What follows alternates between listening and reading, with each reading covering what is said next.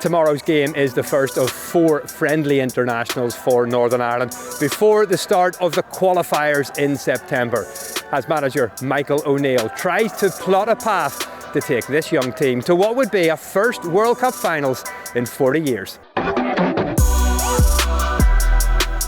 Growing up, every boy's dream is to play for Northern Ireland.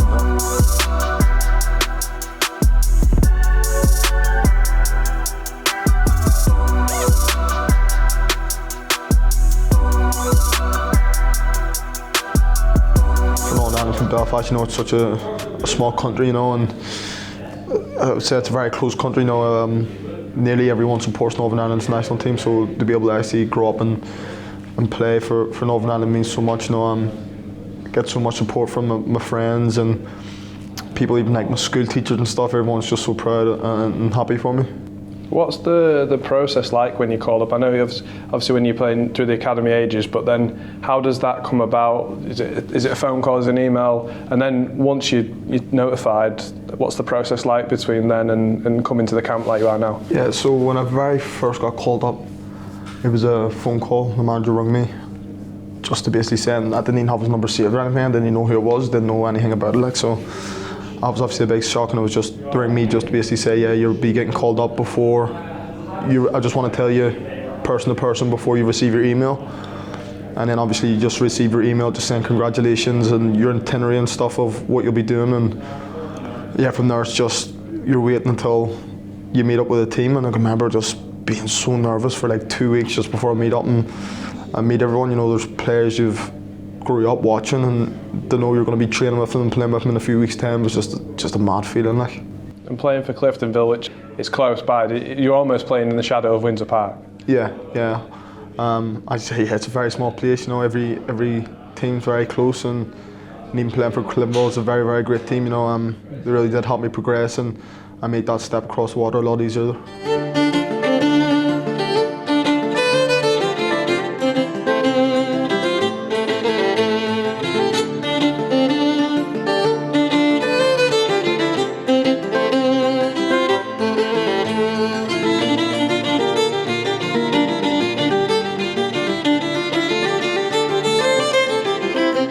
So, in my former job, I was the elite performance director of the Irish FA, and part of my job, well, the principal aim of my job was to set up a programme for the best young players in Northern Ireland and try and give them, or create a pathway with the clubs to England, professional life in England. And Brodie would have been one of the first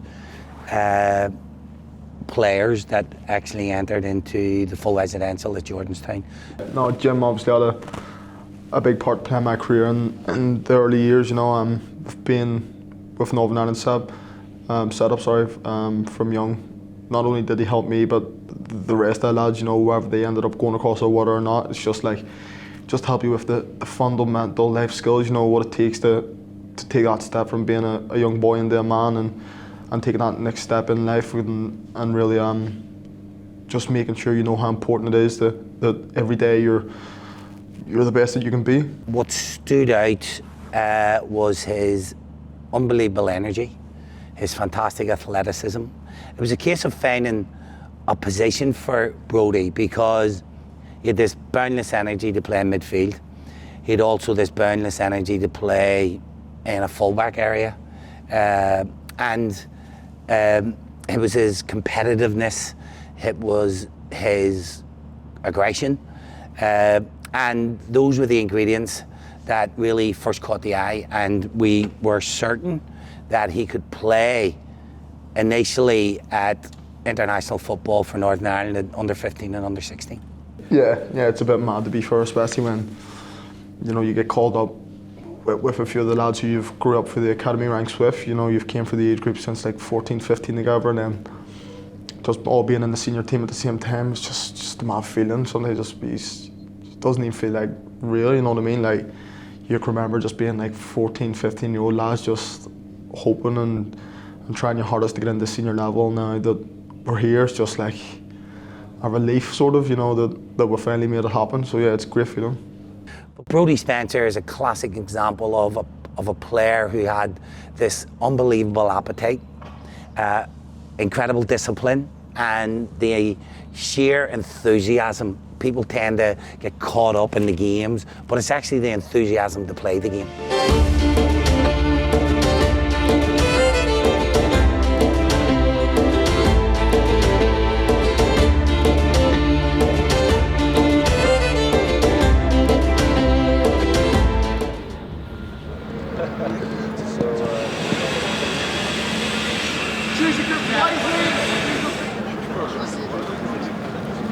Okay, boys, into the red. Look at yourself. Bang, pull him in. Little bang, pull him in.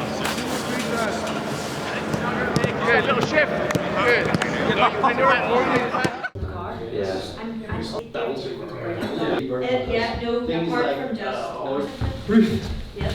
There is excitement, you know. You can. This is a really good group to work with. It's a young group which is keen to learn. It has a lot to learn still, and you know, we're excited obviously by the challenge of the game and the opposition. The thing that probably Brodie has over them all is that he is asked to do that at his club a little bit as well. I've seen him playing various positions for his club. But we have a problem. We don't have a natural left-sided player that's fit. Jamal Lewis is not fit. Hasn't been fit all season. So you know that's a problem area of the pitch for us. So like Brodie's come and played there and done extremely well. He has played there for his club, and so we having adaptability is important. But there's nothing really left to say. no, I agree. Yeah, I can't repeat myself again. You know. Do you not think his accent's changed? There's no American twang. He came out and thought he was G-Man. You go to live? Your town,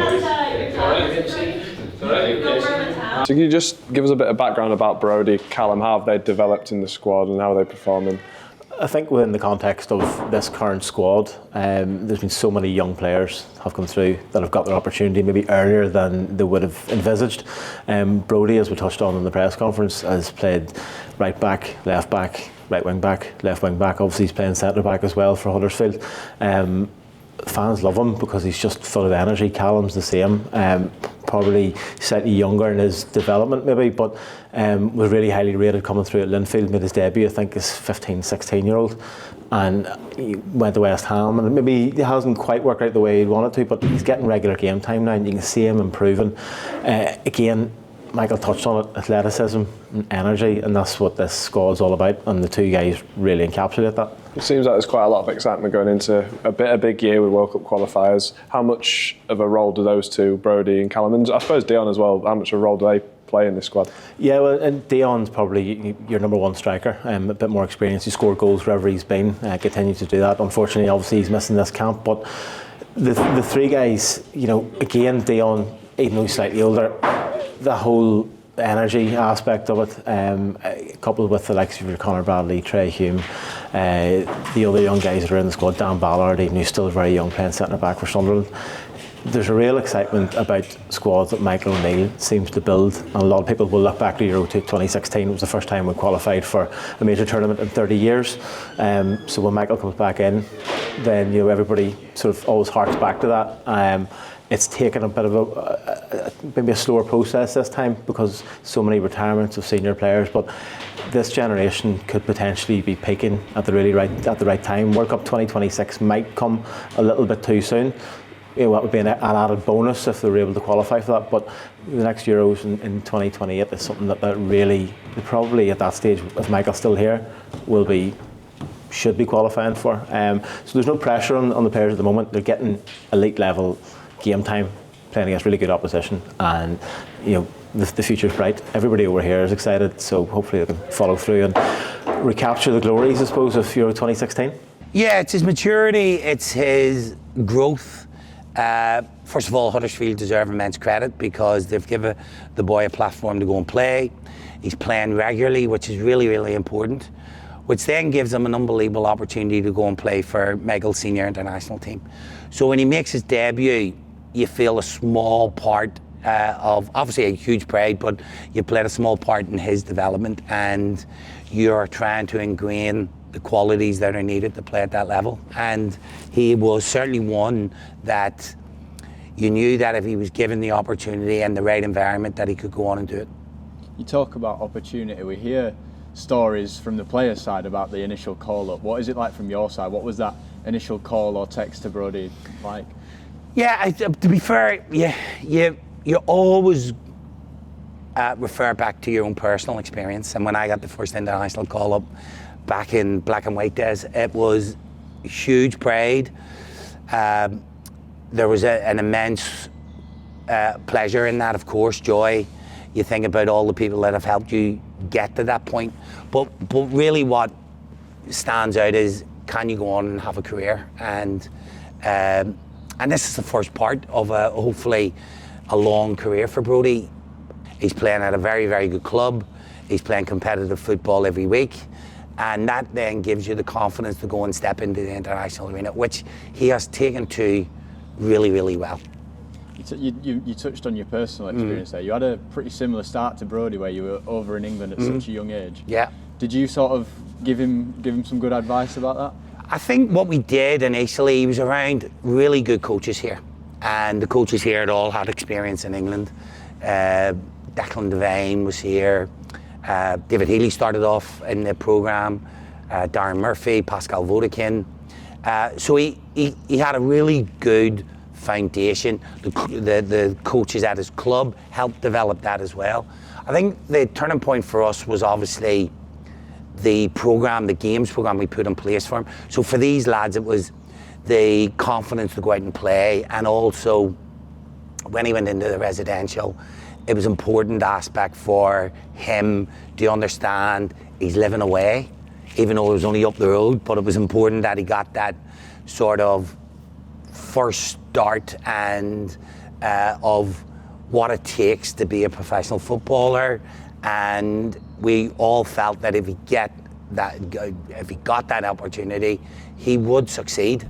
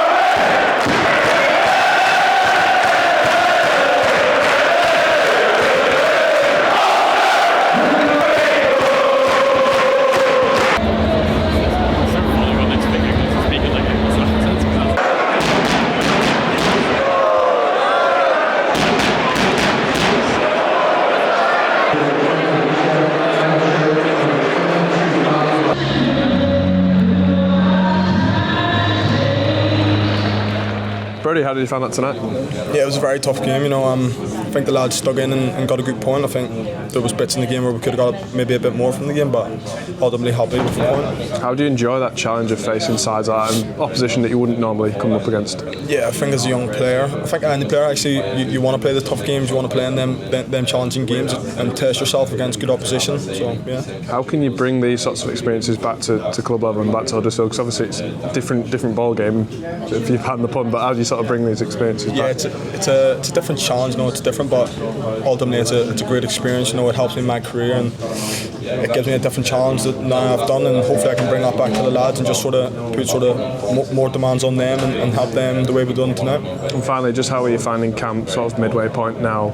Are you enjoying it and looking forward to Sweden on Tuesday? Yeah, of course. I think tonight obviously a good performance and a good result, and the lads are all happy, and hopefully we're able to bring that on to Sweden now on Tuesday. Top man, thank you very much. No problem. Nice one.